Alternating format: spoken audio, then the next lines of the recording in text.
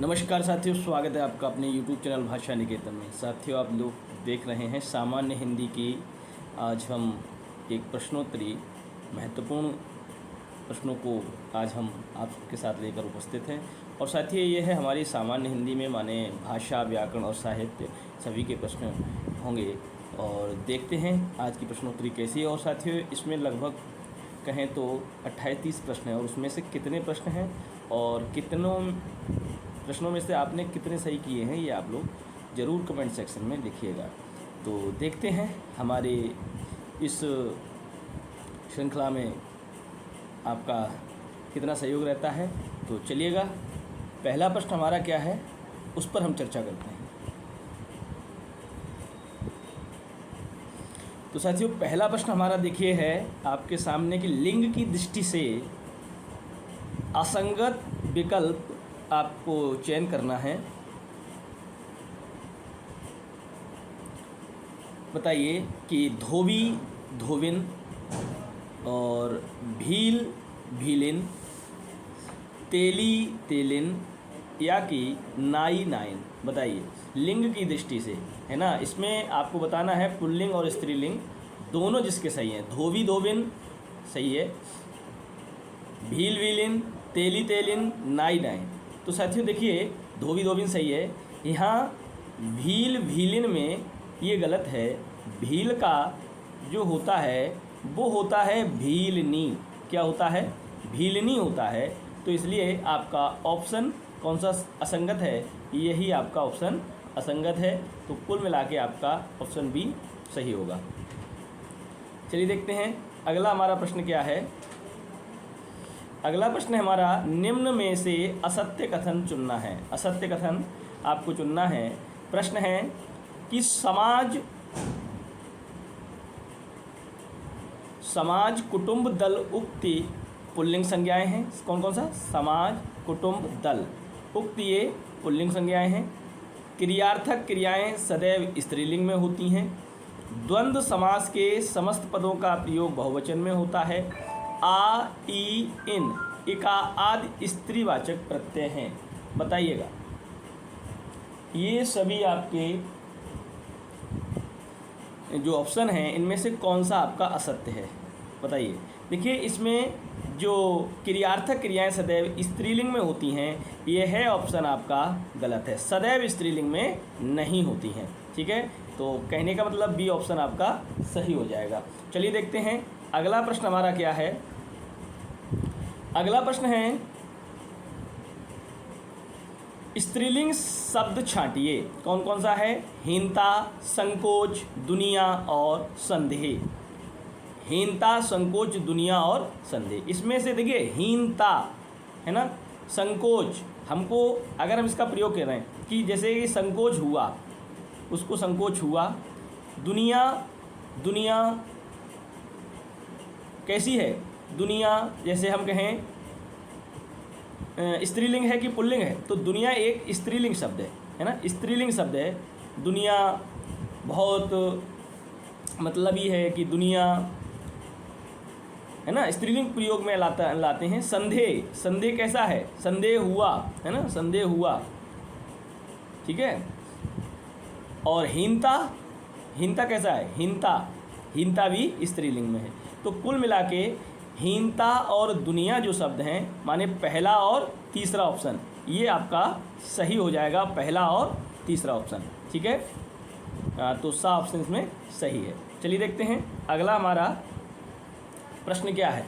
अगला है कि लिंग की दृष्टि से, लिंग की दृष्टि से हतभागी शब्द है। हतभागी, बताइए हतभागी। बताइए हतभागी पुल्लिंग है, स्त्रीलिंग है, नित्य स्त्रीलिंग है कि पुल्लिंग तथा स्त्रीलिंग दोनों हैं? बताइए लिंग की दृष्टि से हतभागी शब्द कैसा है? तो हतभागी आपका कैसा है? मैं हतभागी हुआ, है ना। तो हतभागी जो है कह सकते हैं पुल्लिंग शब्द है। क्या है? पुल्लिंग शब्द है। ऑप्शन आ आपका सही हो जाएगा। ठीक है, हतभागी आपका कैसा है? पुल्लिंग है। अगला प्रश्न है हमारा, लिंग की दृष्टि से, लिंग की दृष्टि से अशुद्ध वाक्य आपको पहचानना है। मेवाड़ की महारानी बहुत विद्वान थीं। सैनिक घोड़ों पर सवार हैं, हवा महल का सौंदर्य अनुपम है, या कुसंग का ज्वर उससे सबसे भयानक होता है। देखिए इसमें आपको अशुद्ध बताना है, अशुद्ध, ठीक है। अब देखिए यहाँ पर ये तो सही है, लेकिन एक शब्द आपने देखा मेवाड़ की महारानी, और महारानी कौन है? स्त्री हैं, और स्त्रियों के लिए विद्वान शब्द का प्रयोग ना होकर किसका प्रयोग होता है? विदुषी का प्रयोग होता है। विदुषी, महिलाएं विदुषी होती हैं और जो पुरुष हैं वो आपके विद्वान होते हैं, ठीक है। आपका कौन सा ऑप्शन? आपका आ ऑप्शन ही सही होगा। चलिए देखते हैं हमारा अगला प्रश्न, अशोक मार्ग में कौन सी संज्ञा है? अब देखिए ये बहुत ही इम्पोर्टेंट प्रश्न है और बहुत ही अच्छा प्रश्न है कि अशोक मार्ग शब्द क्या है? अशोक मार्ग। देखिए अगर हम कहें मार्ग कौन सी संज्ञा है, सिर्फ मार्ग की बात करेंगे, सिर्फ मार्ग की बात करेंगे तो कौन सी संज्ञा होगी? देखिए मार्ग आपका जातिवाचक हो सकता है, ठीक है, मार्ग आपका जातिवाचक, और अशोक मार्ग कहा जा रहा है। मार्ग में भी, मार्ग का नाम क्या है? अशोक, तो यह आपका किस में आ जाएगा? व्यक्तिवाचक, जातिवाचक, भाववाचक या द्रव्यवाचक में से आपका व्यक्तिवाचक में आएगा, ठीक है, क्योंकि मार्ग का आपका नाम यहाँ दिया है अशोक, तो ये व्यक्ति विशेष की बात की जा रही है। यहाँ व्यक्ति विशेष की बात हो, चर्चा हो, वहाँ आपका व्यक्तिवाचक संज्ञा होती है। चलिए देखते हैं अगला प्रश्न हमारा क्या है। अगला प्रश्न है, सभा में कौन सी संज्ञा है? सभा बताइए, सभा में कौन सी संज्ञा है? व्यक्तिवाचक, समूहवाचक, द्रव्यवाचक कि जातिवाचक? सभा में कौन सी संज्ञा है? देखिए सभा में सभी लोग इकट्ठे होते हैं, अर्थात समूह में होते हैं। किस में होते हैं? समूह में होते हैं। तो आपकी सभा कौन सी संज्ञा हो जाएगी? सभा आपकी समूहवाचक संज्ञा हो जाएगी, ठीक है। तो चलिए देखते हैं अगला प्रश्न। अगला प्रश्न है, जीत में कौन सी संज्ञा है? जीत जातिवाचक, भाववाचक, द्रव्यवाचक या व्यक्तिवाचक? देखिए जीत एक शब्द है, तो जीत कैसा शब्द है?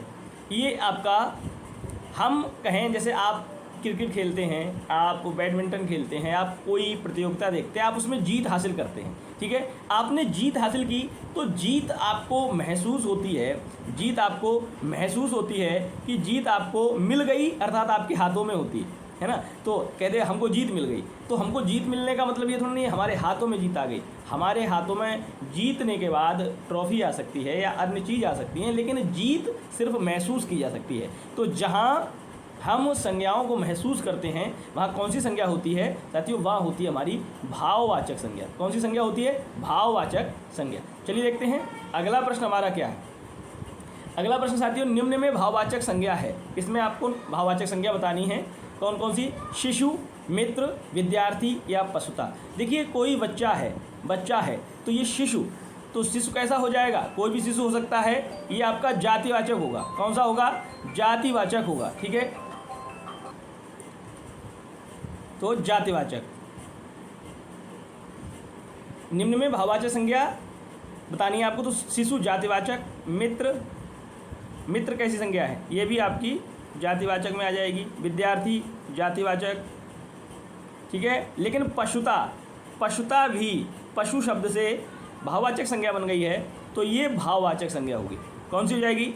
ये आपकी भाववाचक संज्ञा होगी, ठीक है। निम्न में भाववाचक संज्ञा आपको बतानी है, तो आपका पशुता सही हो जाएगा, ठीक है। अगला प्रश्न है, निम्न में भाववाचक संज्ञा, आपको इसमें भी भाववाचक संज्ञा बतानी है। सज्जन, सज्जनता, आदमी, इंसान।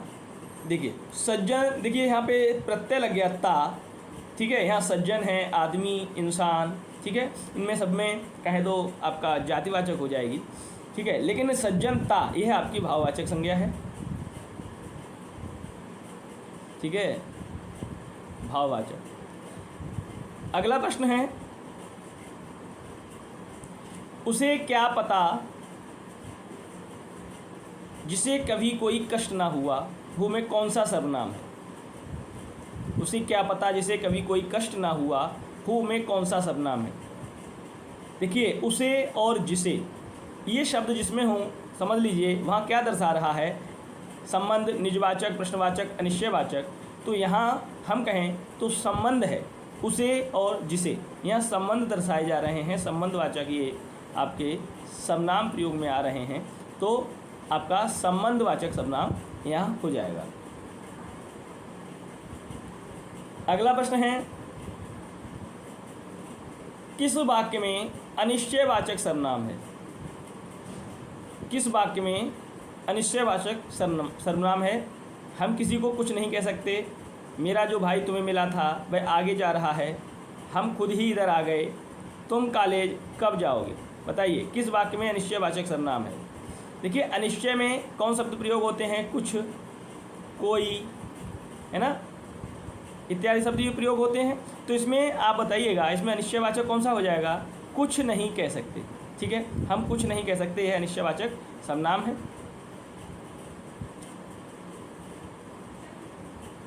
अगला प्रश्न है हमारा, नाम धातु नहीं बनती है। नाम धातु नहीं बनती है, बताइए नाम धातु क्रिया किनसे नहीं बनती? बताइए, संज्ञा से, सर्वनाम से, विशेषण से या क्रिया से? देखिए नाम धातु नहीं बनती है। संज्ञा, सर्वनाम, विशेषण ये सभी नाम धातु क्रिया बनाते हैं। ठीक है, लेकिन क्रिया से कहें तो नाम धातु क्रिया नहीं बनती। नाम माने संज्ञा से है, संज्ञा नाम होता है, तो संज्ञा, सर्वनाम और विशेषण जो हैं नाम धातु क्रिया बनाते हैं, तो क्रिया से नहीं बनती। आपका जो डी ऑप्शन है वो गलत हो जाएगा। अगला प्रश्न है,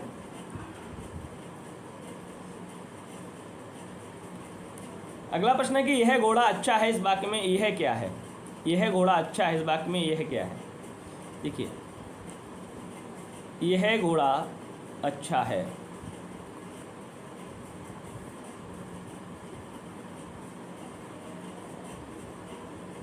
और है ना, यह अच्छा घोड़ा है। दो प्रकार का वाक्य हो गया ये। यह घोड़ा अच्छा है और यह अच्छा घोड़ा है। अब देखिए यहाँ हम बात करें, यहाँ यह क्या है और यहाँ यह क्या है? तो यह घोड़ा, जब ये घोड़ा है और यह जो सर्वनाम है ये किसके रूप में प्रयोग हो रहा है? यह सर्वनाम ये एक विशेषण के रूप में, किस घोड़े की बात कर रहे हैं? एक विशेष घोड़े की। यह घोड़ा, हमने उस घोड़े को इंगित करके बोला कि यह घोड़ा, माने उसकी एक विशेषता है कि इसी घोड़े की हम बात की जा रही है। तो यहाँ पर इस वाक्य में ये सार्वनामिक विशेषण होगा। क्या होगा? सार्वनामिक विशेषण।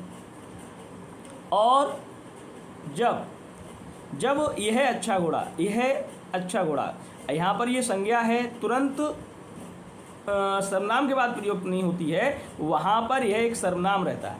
ये क्या हो जाएगा? एक सर्वनाम है, लेकिन ये एक सार्वनामिक विशेषण हो जाएगा। कौन? संज्ञा से पूर्व अगर सर्वनाम प्रयोग हो, तुरंत प्रयोग होने वाला जब सर्वनाम संज्ञा से आता है तो वहाँ आपका सार्वनामिक विशेषण हो जाता है। ठीक है, तो यहाँ आपका जो डी ऑप्शन है सही हो जाएगा, सार्वनामिक विशेषण। अगला प्रश्न है,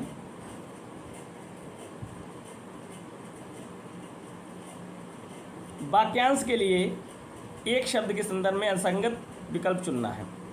ठीक है, असंगत बताना है। बार बार युद्ध करने की इच्छा, कोई काम करने की इच्छा, विजय प्राप्ति की तीव्र इच्छा और रचना करने की इच्छा। माने बार बार युद्ध करने की इच्छा युत्सा, कोई काम करने की इच्छा चिकीर्षा, विजय प्राप्ति की तीव्र इच्छा चरिष्णु दिया है इसमें, रचना करने की इच्छा शिक्षा। लेकिन ये विजय प्राप्त करने की इच्छा को चरिष्णु नहीं कहते हैं, क्या कहते हैं?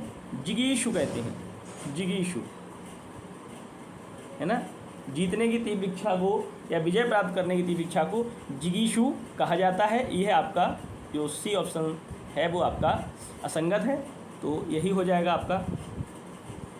अगला प्रश्न है, असंगत युग्म का चयन करना है। असंगत का, जहाँ किसी प्रकार का संकट ना हो, अनाघात, दूसरों में दोष ढूंढने की प्रवृत्ति पर छिद्रान्वेषण, जिसका रंग ढंग अच्छा ना हो दुर्ललित, जिसका अनुमान कठिनाई से हो दुर्विभाव्य।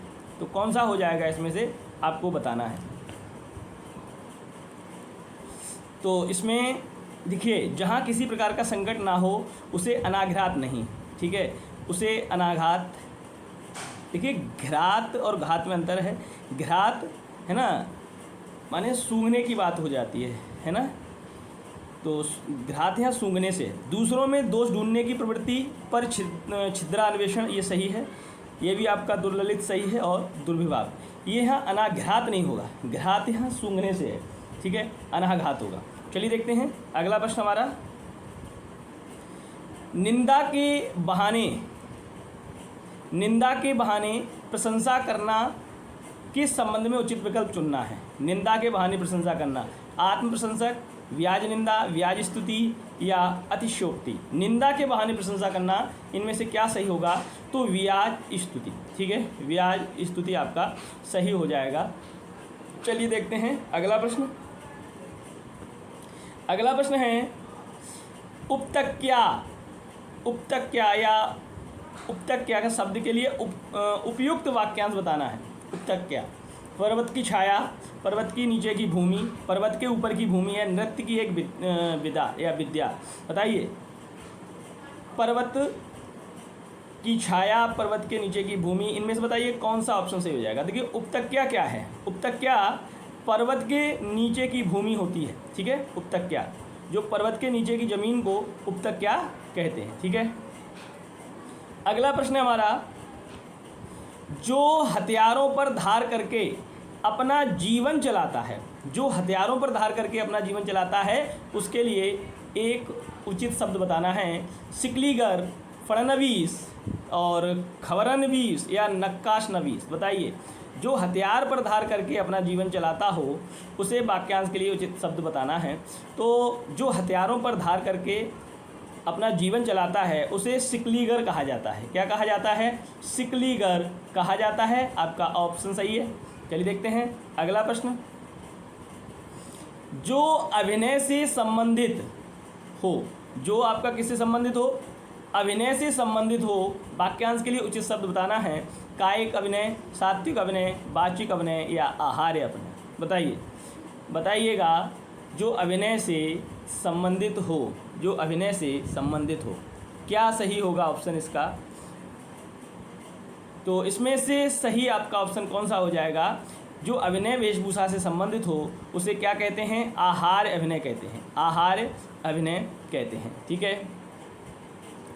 अगला प्रश्न है हमारा, जो संपत्ति उत्तराधिकार से प्राप्त हो, जो संपत्ति उत्तराधिकार से प्राप्त हो, वाक्यांश के लिए उचित शब्द बताना है। रिक्त, पुंचली, सदृशनाता या तुंदिल। बताइए, जो संपत्ति उत्तराधिकार से प्राप्त हो उसे क्या कहते हैं?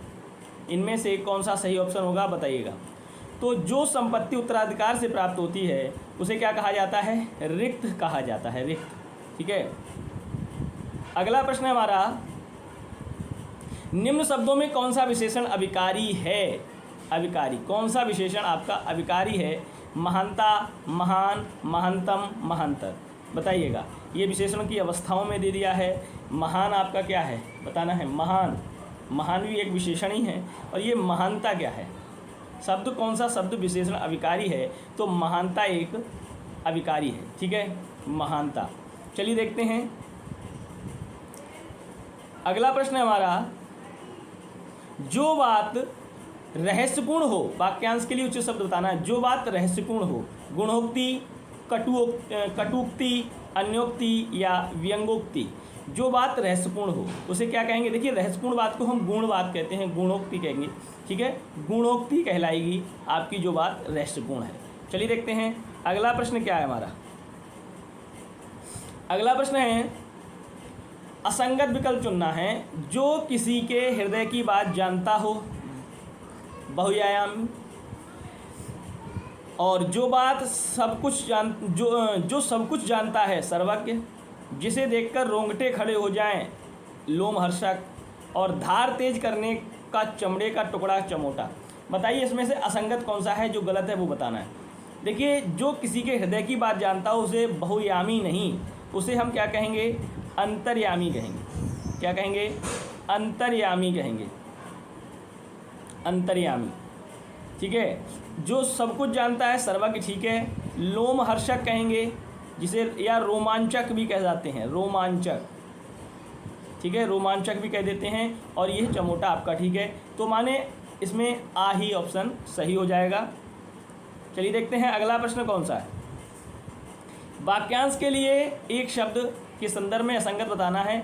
बदले में प्राप्त होने वाला उत्तर प्रत्युत्तर, चूड़ियाँ बेचकर जीविका चलाने वाला मनिहार, कहने या व्यक्त करने का इच्छुक विवक्षा, और वह काव्य जिसमें जीवन का एक अंश हो खंड काव्य। ये सभी ऑप्शन सही हैं, लेकिन हम चर्चा करेंगे विवक्षा। देखिए, जो इच्छा है, कहने या व्यक्त करने की इच्छा विवक्षा है, ठीक है। लेकिन जो इच्छुक है माने व्यक्त करने वाला है ना, उसको हम विवक्षा नहीं, उसको हम विवक्षु कहेंगे। क्या कहेंगे? विवक्षु कहेंगे, ठीक है। बात या अपनी कहने और या व्यक्त करने की जो इच्छुक है वह विवक्षु होगा, ठीक है। आपका सी ऑप्शन, सा ऑप्शन आपका यहाँ सही होगा। अगला प्रश्न देखते हैं। देखिए अगला प्रश्न है, आकाश में असंख्य तारों का प्रकाश पुंज वाक्य के लिए उचित शब्द आपको बताना है। निहारिका, उषापान पान, ऋषिकल्प या प्रवज्या, बताइए। तो आकाश में असंख्य तारों का जो प्रकाश पुंज है उसे हम क्या कहते हैं साथियों? निहारिका कहते हैं। क्या कहते हैं? निहारिका। तो आपका ऑप्शन ये भी सही है, निहारिका सही है। हमारा अगला प्रश्न है, यही दोबारा आ गया है, और साथियों इतने ही प्रश्न हैं हमारे। एक और है आखिरी, कि निम्नलिखित में से सर्वनाम का भेद नहीं है। पुरुषवाचक, भाववाचक, प्रश्नवाचक या निजवाचक। देखिए पुरुषवाचक सर्वनाम सही है, ठीक है। प्रश्नवाचक सर्वनाम, निजवाचक। लेकिन ये भाववाचक क्या होता है? ये आपका संज्ञा होती है। भाववाचक क्या होता है? संज्ञा। तो यही ऑप्शन आपका गलत है, ठीक है साथियों। तो ये हमारे प्रश्न रहे, कितने कहें तो 28। हमारे 28 प्रश्न रहे, और इन 28 प्रश्नों में आपने कितने सही किए हैं उसको कमेंट सेक्शन में आप ज़रूर लिखिएगा, ठीक है। कमेंट ज़रूर करें कि आपके 28 में से कितने आपने प्राप्त किए हैं, ये ज़रूर आप लोगों को लिखना है, ठीक है। तो यह हमारी जो सामान्य हिंदी की जो व्याकरण की आज क्लास में हमने आज महत्वपूर्ण प्रश्नों को देखा, और ऐसे ही महत्वपूर्ण प्रश्न आप तक हम साझा करेंगे। तो साथियों आप लोग अपना प्यार बनाए रहें, और वीडियो को लाइक कर दें, शेयर कर दें, और अगर नए हैं चैनल पर तो आप प्लीज़, और पुराने भी जो कहें तो सब्सक्राइब नहीं किए हैं चैनल को, वो सब्सक्राइब जरूर कर लें। तो फिर मिलेंगे अगले एक नए वीडियो के साथ, तब तक के लिए नमस्कार, धन्यवाद।